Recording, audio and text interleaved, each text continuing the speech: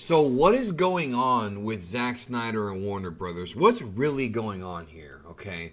So Batman v Superman Dawn of Justice came out on 4K, the Ultimate Edition with the new aspect ratio, and it sold out in a bunch of places. Like, it literally sold out, which was not expected, by the way. Sold out quickly. Now, BVS is probably, even if you like BVS, I'm not a fan of BVS. I did rewatch it recently, and I still don't like it, but BVS, most fans of the Snyderverse would say that out of the three films, Man of Steel, Batman v Superman, and Justice League, Zack Snyder's version, BVS is the weakest one. Even if you love BVS, most folks I've talked to admit that, yeah, it's the weakest one of the three. Fine. But it's still sold out. So what's really going on? So after Zack Snyder's Justice League came out, there's a whole big fan community, which I actually am a part of. And before I go any further, yes, there's always going to be toxic fans.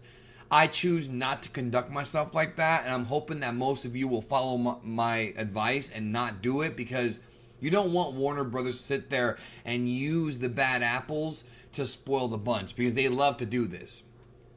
Most fans just want good stuff. That's what most fans want, but you've got a subsection of the fans who are very rude. Most of them are probably kids. They're very toxic, and they make the rest of them look bad. If you are a fan of Zack Snyder's Snyderverse, just do me a favor and just be cool. Tell Warner Brothers however you want that you want the films, but just be very, very chill about it. It's not the end of the world if we don't get them, but it is very confusing because I want to know what the hell's going on. Zack Snyder's Justice League has been almost universally praised. Some people don't like it, and honestly, when I watch their reviews, I kind of see their points. There are some good points being made by those who don't like that movie. But I've noticed the majority of people who are in the movie sphere here on YouTube, they like Zack Snyder's Justice League. So think about this. Chris Stuckman got 1.3 million views on his review for this movie. Stuckman's a big channel, and he usually gets pretty good views. But not always does he get millions. That tells me that people were really interested in hearing what he has to say. And how many of those people did not have HBO Max, and then when they watched his review, they got HBO Max just to watch this movie? How many of those people are Snyder fans? 1.3 million is quite a few people, if you ask me. Maybe not what Warner Brothers is looking for, but for just the YouTube sphere, that's got to be pretty impressive. So we've got all this evidence that points to the fact that there is interest in continuing the Snyderverse. Now, the original plan was to do 3 Justice League films.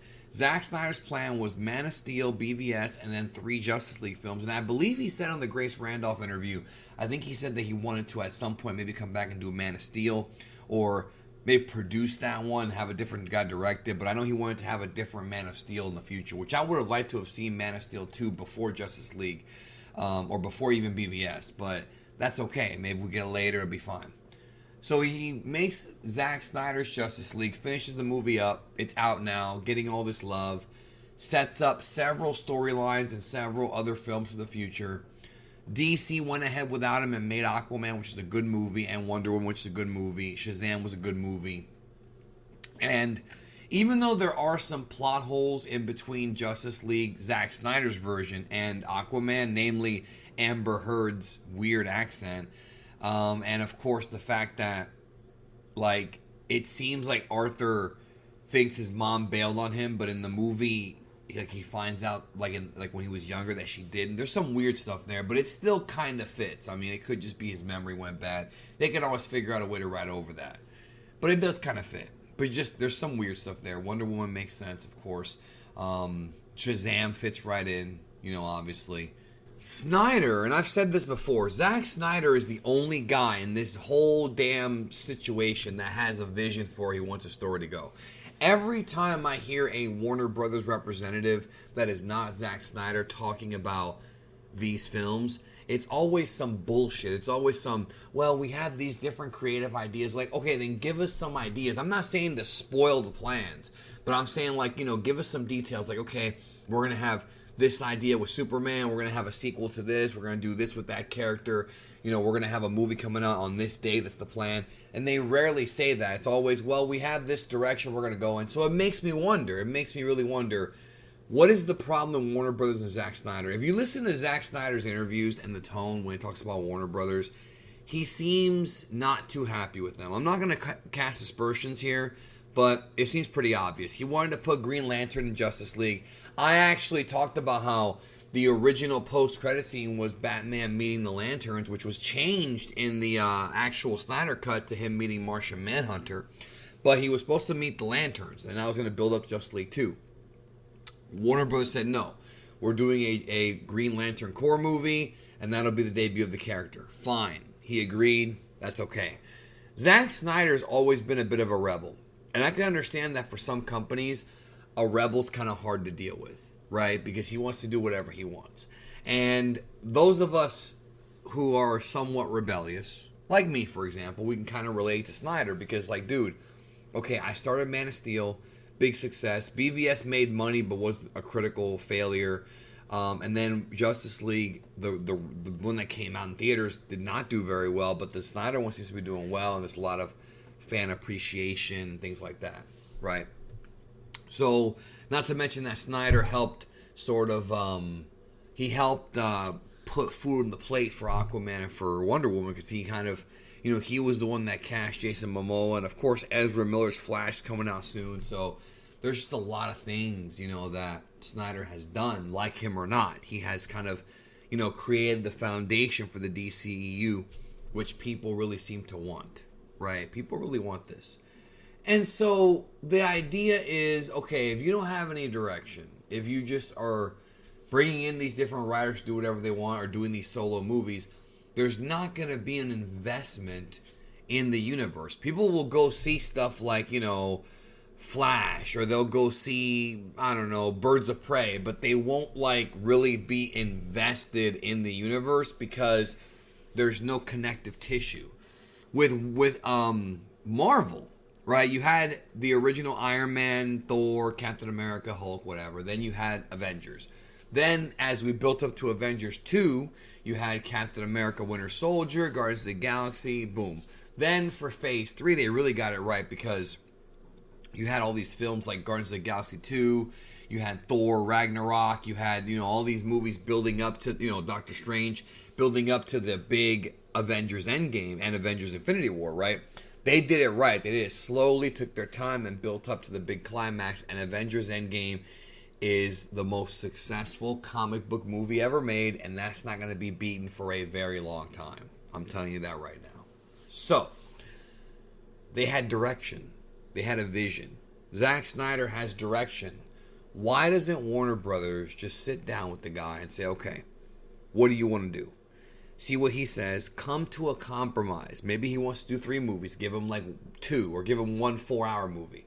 Have them sit down and be like, hey, Zack, do you mind doing maybe just 1 4-hour movie and wrapping up the story there? Can you fit it all in? And I think he can. I think the ideas he had for Justice League 2 and 3, which I have talked about in the past, and I might do a whole video on them, even though there's tons of videos out there about this, maybe give my thoughts. The ideas he had for the Justice League sequels were actually really good, except for the whole Batman impregnating Lois Lane. I don't like that idea at all, and even Kevin Smith said the same thing, a little too real for me.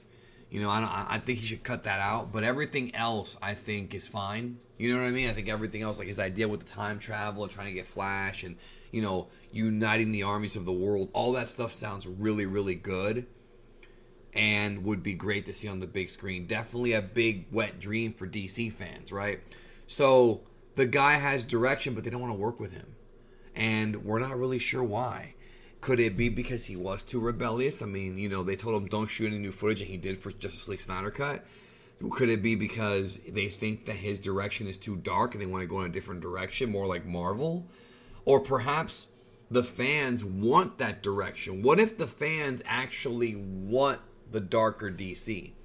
I'm okay with dark stories, especially the fact that now with Justice League, Superman was dark in BVS and was kind of dark in Man of Steel, but in Justice League, when he came out of that, his ship, and you heard his father's talking, that was optimistic Superman. That was Superman, like the one that, not quite Christopher Reeve, but the one that we all kind of know and love. A good dude, a genuinely good dude who wants to be a hero.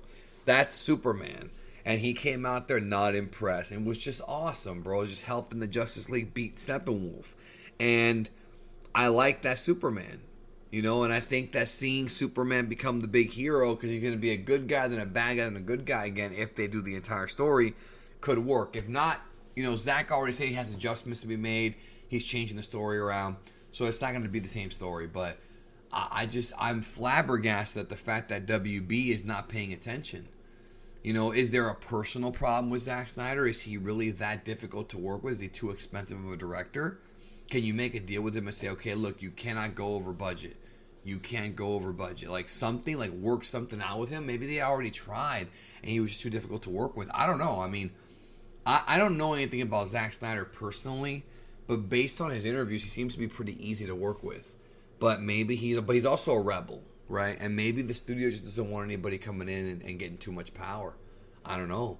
But even when Zack Snyder finishes his story, you're still going to have Aquaman 2. You're still going to have Wonder Woman 2. You're still going to have, Flash or, the Atom movie, whatever they decide to do, Gotham City Sirens, whatever you want to go in, whatever direction have Matt Reeves Matt Reeves Batman, you're going to have these things still there. So just let the motherfucker do his damn movie and make the fans happy, and that's it. It's not that hard, Warner Brothers, I'm telling you. I know that it's expensive. I get it. These movies are not cheap to be made.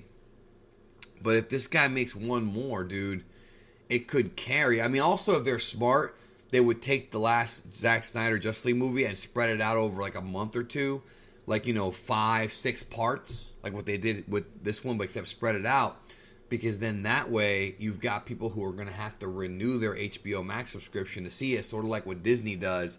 And you can get more money out of them. I mean, I know it seems slimy to some, but this is business we're talking about here. And I think tons of people will be willing to pay, $15 a month for 2 months to see the Snyder Cut. The Justice League 2. And I think they would also stick around and watch it again. And then maybe watch some of the other movies coming out. Like, HBO Max got to get on the ball, man. Like, Netflix can do it. Disney Plus can do it. Disney Plus just did that first Falcon episode that had all these special effects. Like, dude, it can be done.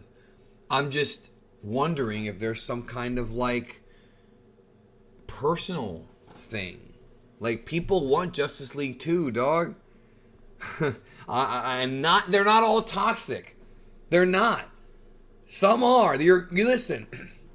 If you're going to be doing something like comic books or Star Wars or whatever, you're going to have these fucking nerds, these fucking virgins who go on the internet and they're like, fuck, oh, I hope you die. These mouth breathers. You're going to have those weirdos. That's in every fandom. Trust me, I know. I'm in so many fandoms and they all have those guys. But they're not all like that. There's good people out there who just want to see these movies. Let them see the damn movies. That's what I have to say. Thank you for watching. Have a great day, and I'll talk to y'all soon.